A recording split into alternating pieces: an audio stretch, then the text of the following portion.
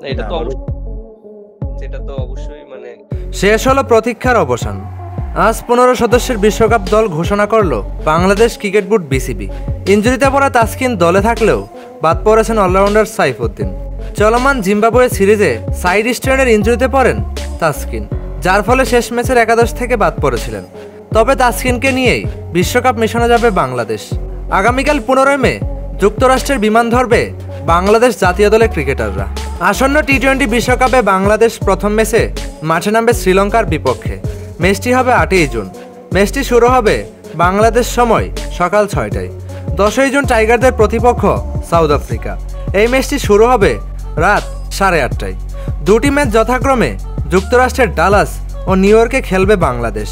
এরপর বাংলাদেশ চলে যাবে ওয়েস্ট ইন্ডিজে। গ্রুপ পর্বের শেষ 2 ম্যাচ সেখানেই খেলবে বাংলাদেশ। 13ই জুন সেন্ট ভিনসেন্টে বাংলাদেশ সময় রাত 8:30টায় নেদারল্যান্ডসের বিপক্ষে লড়বে বাংলাদেশ। আর গ্রুপ পর্বের শেষ ম্যাচে একই ভেন্যুতে নেপালের বিপক্ষে খেলবে টাইগাররা। ওই ম্যাচটি শুরু হবে বাংলাদেশ সময় ভোর 5:30টায়।